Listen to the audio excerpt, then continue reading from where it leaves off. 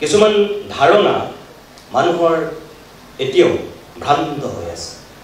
সত্য আৰু ধাৰণাৰ মাজত সদায় পাৰ্থক্য আছে আমি সদায় সত্যটোৰ মুখামুখি হ'বলৈ শিকিব লাগে ধাৰণাটোক আমি সত্য বুলি ভাবিব নালাগে এটা ভ্ৰান্ত আমাৰ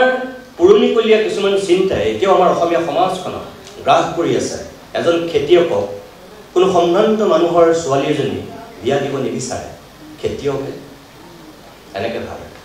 কিন্তু সেই খেতিয়কজন যেতিয়া তেওঁ খেতিয়ক শব্দটোৰ ঠাইত তেওঁ যদি বিজনেছমেন শব্দটো ব্যৱহাৰ হয় তেতিয়া সেই একেখন ঘৰেই ছোৱালীজনী বিয়া দিব বিচাৰে কি কৰে তেওঁ বিজনেছ কৰে খেতিয়ক বুলি ক'লে ছোৱালীজনীক বিয়া দিব নিবিচাৰে কিন্তু বিজনেছ কৰে বুলি ক'লে দিব বিচাৰে কিয় কৈছোঁ মই আপোনাক কোনোবাই যদি চুলি কটাইছে এখন যদি তেওঁ দোকান খুলি লৈছে আমি কি বুলি কওঁ এখন নাপিতৰ দোকান নাপিত জনলৈ কোনো সম্ভ্ৰান্ত মানুহে নিজৰ জীয়েকক বিয়া দিব নিবিচাৰে সি নাপিতহে কৰে কিন্তু যেতিয়া সেই একেজন মানুহে সেইখন বিউটি পাৰ্লাৰ খোলে তেতিয়া কিন্তু আমি তেওঁ বিজনেছ কৰে তেওঁ এখন বিউটি পাৰ্লাৰ আছে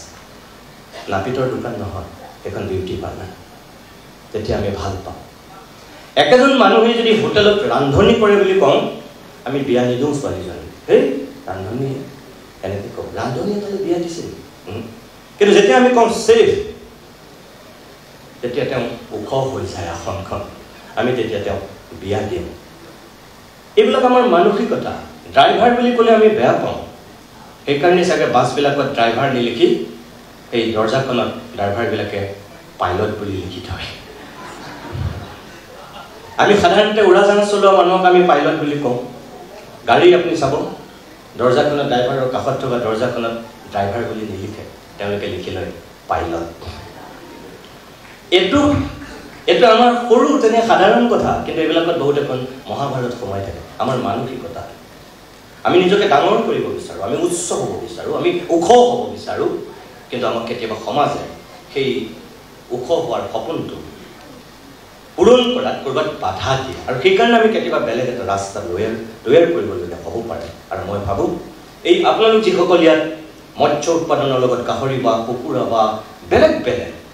যিমানবিলাক কৃষি ক্ষেত্ৰৰ লগত জড়িত হোৱা মানুহ আপোনালোকক উৎসাহ দিবৰ কাৰণেই যিহেতু এই অনুষ্ঠানটোৰ আয়োজন কৰিছে মই ভাবোঁ যে আপোনালোকে ইয়াৰ পৰা প্ৰেৰণা পাব আপোনালোকে সাহস পাব সকলোকে মই অভিনন্দন জনাইছোঁ আমাৰ অসমখন এখন কৃষি প্ৰধান ৰাজ্য সকলোৱে জানে আমাৰ ইয়াত বিভিন্ন ধৰণৰ কৃষি আছে আমাৰ চাহ খেতি পৃথিৱীৰ ভিতৰত আটাইতকৈ আমি বিখ্যাত এখন ৰাজ্য গোটেই পৃথিৱীত যিটো চাহ উৎপাদন হয় তাৰ কিমানখিনি আমি অসম উৎপাদন কৰোঁ আপোনালোকে চাওক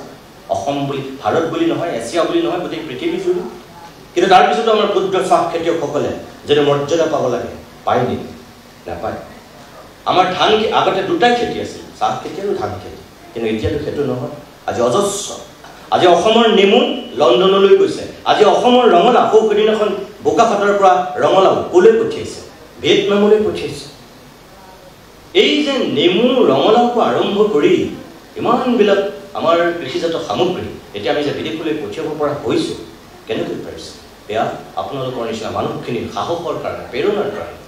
এই উদ্যমটোৰ কাৰণে সংকল্পৰ কাৰণে সেইখিনি সম্ভৱ হৈছে গতিকে মই ভাবোঁ যে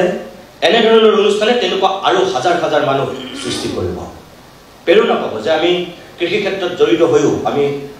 জীৱনৰ বাটত বাট বুলিবলৈ আমি সাহস পাম আমি আগুৱাই যাম আৰু সেইটোৱেই অংকুৰিত অসমে কৰিছে মই আৰু বেছি দীঘলীয়া নকৰোঁ আৰু বহুত বঁটা দিবলৈ আছে চাগে আৰু বহুত কেইজন বিশিষ্ট অতিথিও আছে মুখ্য অতিথি দিগন্ত কলিতা মহোদয় আছে মই আপোনালোকক পুনৰ কৈছোঁ যে ইয়ালৈ অংকুৰিত অসমে মোক মাতি আনি অংকুৰিত অসম ধন্য হোৱা নাই এই অনুষ্ঠানটোৰ সাক্ষী হ'বলৈ ইয়াত উপস্থিত থকাৰ সুযোগ দিয়াৰ কাৰণে মই নিতুমণি শইকীয়া নিজে ধন্য হৈছোঁ কাৰণ আপোনালোকবিলাক অসমৰ আচল ধৰণী আচল সম্পদ আপোনালোকে অসমখনক এটা পৰ্যায়লৈ লৈ যাব অসমৰ মুখ্যমন্ত্ৰীয়ে শ্ৰেষ্ঠ 5খন ৰাজ্যৰ সপোন দেখি দিন ৰাত একাকাৰ কৰি কষ্ট কৰিছে কিন্তু তেওঁ তেতিয়াহে সফল হ'ব য'ত অসমৰ কৃষকসকল সফল হ'ব য'ত অসমৰ কৃষি খণ্ডৰ বৈপ্লৱিক পৰিৱৰ্তন হ'ব য'ত প্ৰত্যেকজন ব্যক্তিয়ে মৰ্যাদাৰে জীয়াই থকাৰ এটা সাহস আৰু শক্তি পাব আৰু সেইকাৰণে মই ভাবোঁ যে আপোনালোকক উপেক্ষা কৰি কেতিয়াও আমি শ্ৰেষ্ঠ 5খন ৰাজ্য সৃষ্টি কৰিব নোৱাৰিম আপোনালোকৰ প্ৰত্যেকগৰাকী যিমানখিনি দূৰৰ পৰা ইয়াত মানুহ আহিছে আপোনালোকক মই অন্তৰ পৰা শুভেচ্ছা দিছোঁ যিসকলে আজি বঁটা পাইছে তেখেতসকলক অভিনন্দন জনাইছোঁ আৰু যিসকলে এই প্ৰক্ৰিয়াটোত অংশগ্ৰহণ কৰি এতিয়ালৈকে বঁটা পোৱা নাই আপোনালোককো অভিনন্দন জনাইছোঁ এই কাৰণে যে বিফলতাই সদায় সফলতাৰ দুৱাৰ মুকলি কৰে গতিকে আপোনালোক হতাশ নহ'ব প্ৰত্যেকবাৰে এই প্ৰক্ৰিয়াটোৰ লগত জড়িত হওক আৰু অংকুৰিত অসমৰ যি মহৎ প্ৰচেষ্টা তাত আপোনালোকৰো ক'ৰবাত নহয় ক'ৰবাত অকণমান এটা সহযোগিতা অৱদান থাকি যাওক জীৱন জিন্দাবাদ